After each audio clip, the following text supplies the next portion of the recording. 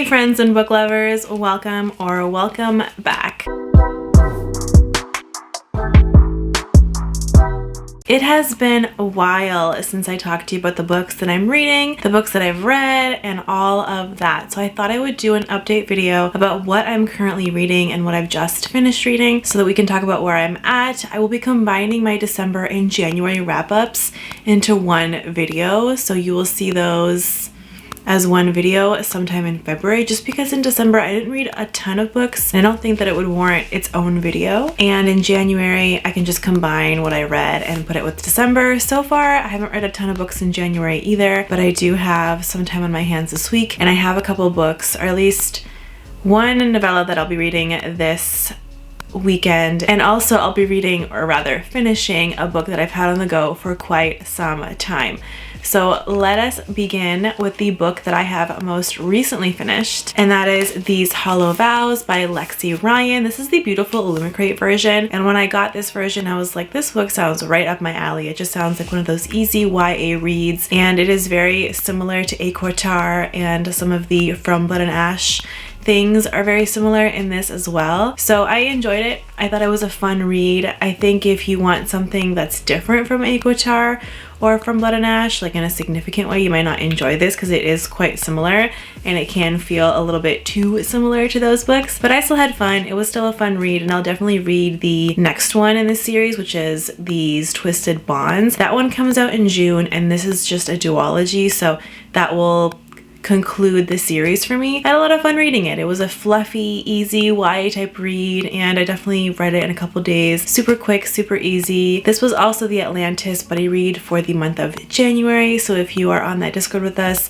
this is the one that was most highly voted for, and this is the one that we read. A few of us are still in the process of reading it, but I think Kristen and I, who run the Discord, have actually finished, and we did really both enjoy this one. It was just one of those fun things to read, to ease into, especially between like really big epic fantasy series. The next one that I'm in the middle of is still The Eye of the World. I'm about 65% through with this. This one can be a little dense, so it's hard to get through a lot at once, but then when there's something really compelling or an action-packed area of the book, I just want to keep going. It's hard because I don't always have those big chunks of time to read a ton, so it's harder to get through this one. Plus I've been interspersing it with like other little fun YA books, and then also some travels that I've had, so it can be kind of hard to get this one done. But I think by the end of January I should have this done, since I'm planning on reading The Great Hunt right after. I don't want to leave too much time and space between the books in the Wheel of Time series, only because I think I might forget what happens because it is so detailed and dense of a book. I was hoping to get to The Great Hunt in January, but we'll see. I might start it, but I might not finish it. So that's where we are with The Eye of the World, and definitely hoping to get this one done. So you should see more of my thoughts in my upcoming wrap-up video. The next one I want to start on this list is called Unsteady by Nicole Northwood. This is a quick novella, and it is a contemporary romance. I've been thinking about possibly dipping my toes into contemporary romance. I figured a novella that was quick and easy would be the best way to do that, and so I decided to go with Unsteady. I've also heard about this from friends who are helping her with this book, etc., and I just wanted to see what it was about because they were saying good things about it and supporting the author. So I'm excited to read this one. I'm excited to see if I will enjoy the genre and maybe dig into other contemporary romances down the line. If you are a contemporary romance reader, definitely leave your favorites down below, because I would be really intrigued to maybe try some more full contemporary romance novels sometime in the future. If you're on my Instagram, which you should definitely follow me if you're not, but if you're on my Instagram, I posted about Daughter of Smoke and Bone as one that I'm excited to start. This is part of Books with V's read along for January, February, and March, I believe. We're reading the whole series and I'm joining in on that, and so we will be reading Daughter of Smoke and Bone. This is the first one in the trilogy, and it just seems like a quick and easy YA read. I've heard a lot about this.